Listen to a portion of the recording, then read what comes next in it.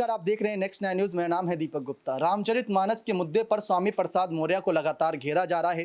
केशव प्रसाद मौर्य से लेकर सीएम योगी आदित्यनाथ ने भी इस मामले पर अपनी चुप्पी तोड़ी।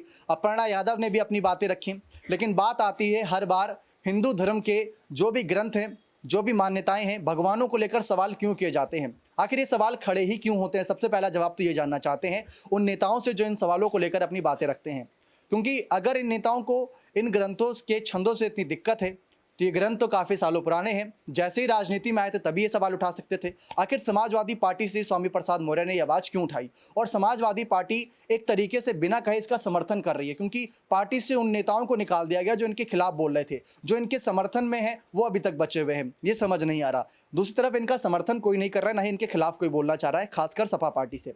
अब बात करेंगे यूपी की सियासत में अपने फैसलों से सभी को हैरान करने वाले राजा भैया के बारे में।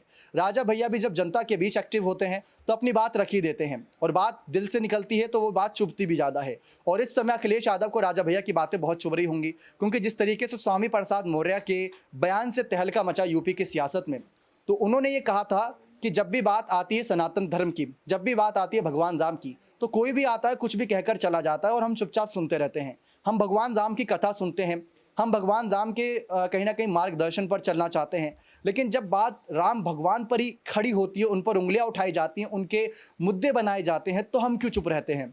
अगर हम राम कथा सुन रहे हैं, उनके कहे कदमों पर चल रहे हैं, तो यहाँ पर भी हमको अपनी आवाज़ उठानी चाहिए। राजा भैया ऐसे पहले बात क्लियर कर चुके हैं।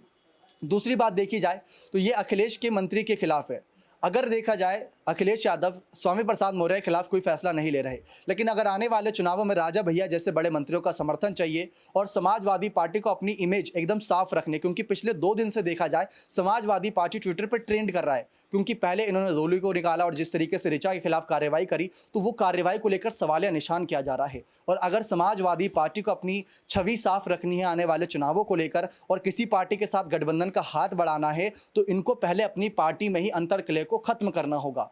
और अगर ऐसा होता है तो हो सकता है स्वामी प्रसाद मौर्य पार्टी छोड़ दें या खुद की पार्टी बनाने की सोचें, क्योंकि वो पहले भी कई पार्टियां छोड़ चुके हैं। भाजपा छोड़ चुके हैं, बसपा छोड़ चुके हैं, सपा भी छोड़ने में शायद उन्हें दिक्कत नहीं होगी, लेकिन इसके बाद उनके पास ऑप्शन ज़्यादा नहीं नई पार्टी बनाने के अलावा, क्योंकि यूपी में ऐसी ही पार्टी एक्टिव है, आरएलडी है, कांग्रेस है, लेकिन उनका दबदबा अब इतना है नहीं, तो वहाँ पर एक बड़ा सवाल आता है। लेकिन राजा भैया के अगर इन सब ऐलान से लोगों में आक्रोश है, लोग यहाँ पर जवाब दे रहे हैं स्वामी प्रसाद मौर्य को, उनको आड़े हाथ लेते नजर आ रहे हैं, या स्वामी प्रसाद मौर्य की बातों में हकीकत है, तो यहाँ पर सरकार को इस पर जरूर कुछ न कुछ सफाई देनी चाहिए, इससे पहले कोई बड़ा बवाल या कोई बड़ा भूचाल आता नजर आए। क्योंकि सबने खामोशी साधी हुई है और कहते हैं कि ऐसे मामले पर जब खामोशी रहती है तो शांत समंदर जब सैलाब लाता है तो बहुत सारा नुकसान होता है, और वही नुकसान समाजवादी पार्टी को ना हो। इसीलिए अखिलेश जल्द ही कोई ना कोई स्वामी प्रसाद मौर्य के इन सब बयानों पर जल्दी कोई ना कोई कार्रवाई कर सकते हैं। वैसे तो उन्होंने साफ कह दिया था कि स्वामी प्रसाद मौर्य का ये व्यक्तिगत बयान है, इससे किसी का कोई लेना देना नहीं, पार्टी का कोई लेना देना नहीं, लेकिन राजा भैया ने जिस तरीके से बिना नाम लिए अपनी बात रखी, उससे अखिलेश यादव हो सकता है फैसला लेने पर मजबूर हो जाएं।